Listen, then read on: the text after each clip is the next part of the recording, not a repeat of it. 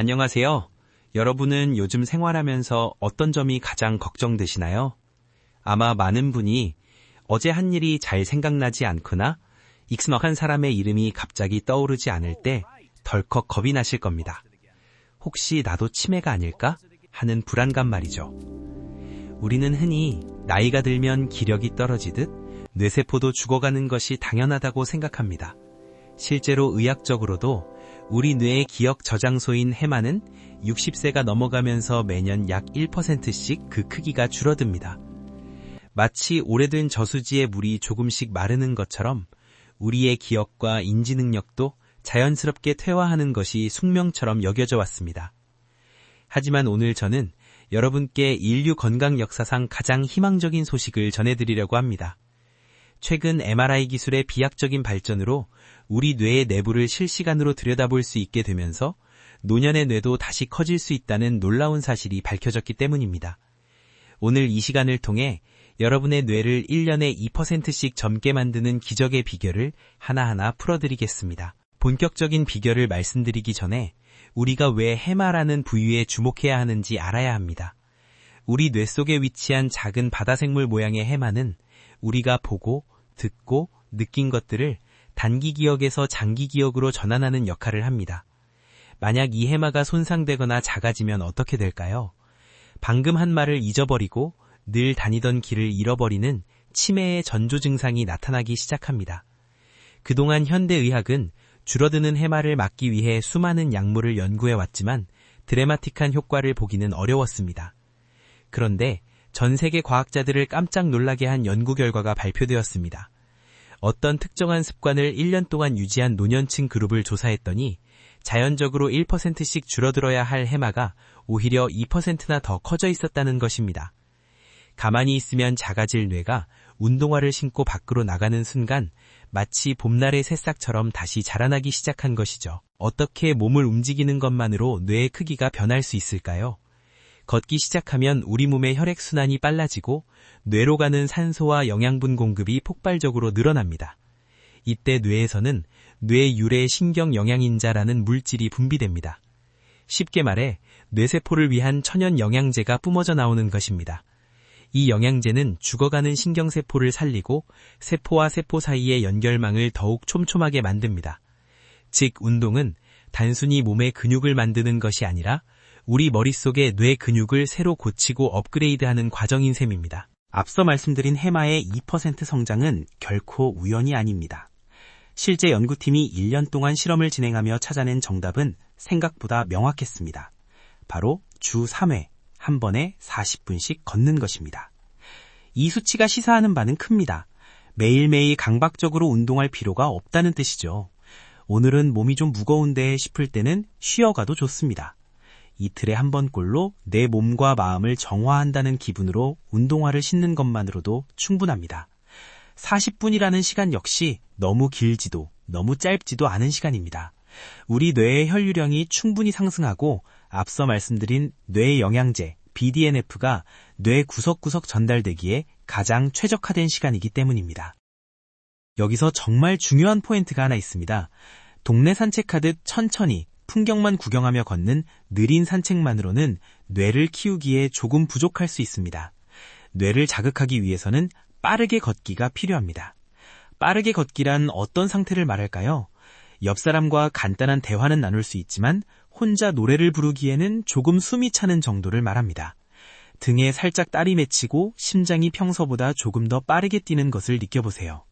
이때 우리 뇌는 비로소 비상사태가 아닌 활성화 상태로 인식하며 세포들을 재생시키기 시작합니다. 만약 무릎이 조금 불편하시다면 보폭을 넓히기보다는 발바닥 전체를 지면에 닿게 하며 리듬감 있게 속도를 내는 것부터 시작해보시기 바랍니다. 노년기의 뇌 건강을 해치는 가장 큰 주범 중 하나는 바로 스트레스입니다. 우리가 과도한 스트레스를 받으면 뇌에서는 코르티솔이라는 호르몬이 분비됩니다. 이 호르몬은 적당하면 우리 몸을 보호하지만 만성적으로 쌓이면 해마와 전두엽을 직접적으로 공격해 뇌를 쪼그라들게 만듭니다. 그런데 운동을 하면 신기한 일이 벌어집니다.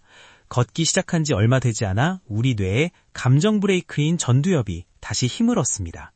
전두엽이 튼튼해지면 스트레스가 와도 허허, 그럴 수도 있지 하고 유연하게 넘길 수 있는 마음의 근육이 생깁니다. 즉, 운동은 뇌의 크기를 키울 뿐만 아니라 외부의 공격으로부터 내 뇌를 지켜주는 든든한 방패막이를 설치하는 과정인 셈입니다. 지금까지 긴 시간을 두고 일어나는 뇌의 구조적 변화를 말씀드렸다면 이번에는 걷기 시작한 직후 우리 머릿속에서 일어나는 마법 같은 변화에 대해 이야기해 보겠습니다. 혹시 오늘따라 머리가 멍하고 무엇 하나 집중하기 어려우신가요? 그럴 땐 앉아서 고민하지 말고 일단 일어나 걸어보세요. 걷기 시작하면 우리 뇌에서는 도파민이라는 호르몬이 분비됩니다. 도파민은 우리에게 의욕을 주고 집중력을 최고조로 끌어올리는 역할을 합니다. 실제로 운동은 집중력을 높여주는 약물과 비슷한 효과를 뇌에 전달한다고 알려져 있습니다. 더 놀라운 사실은 걸으면서 무언가를 외우거나 생각하면 기억력이 평소보다 20%나 더 향상된다는 점입니다. 만약 중요한 약속을 기억해야 하거나 새로운 취미를 배우고 계신다면 가만히 앉아서 외우기보다 거실을 천천히 돌며 입으로 소리내어 읊어보세요. 여러분의 해마는 그 정보를 훨씬 더 빠르고 단단하게 저장할 것입니다. 나이가 들면 몸의 통증만큼이나 무서운 것이 마음의 감기, 바로 우울증입니다. 내가 이제 뭘 할 수 있겠어 라는 무기력함은 뇌 건강의 가장 큰 적입니다. 그런데 수많은 연구 데이터는 놀랍게도 운동이 항우울제와 같거나 때로는 더 나은 효과를 낸다는 것을 증명하고 있습니다. 실제로 우울증 약을 복용했을 때의 재발률은 약 38%에 달하지만 꾸준히 운동을 병행한 그룹의 재발률은 고작 8%에 불과했다는 결과도 있습니다. 운동은 부작용도 없으면서 뇌의 화학적 균형을 가장 자연스럽게 맞춰주는 신의 선물입니다. 물론 마음이 힘들 땐 40분은커녕 문 밖으로 나가는 것조차 큰 용기가 필요하다는 것을 잘 압니다. 그럴 땐 딱 3분만 걷자고 스스로를 다독여보세요.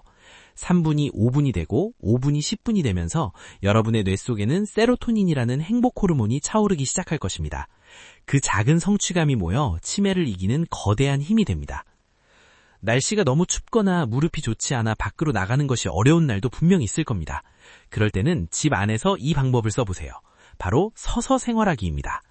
실제로 책상 앞에 서서 공부하거나 업무를 보는 것만으로도 집중력과 기억력이 크게 향상된다는 연구 결과가 있습니다. 앉아있을 때보다 서 있을 때 우리 목의 근육은 더 미세하게 움직이며 뇌를 끊임없이 자극합니다.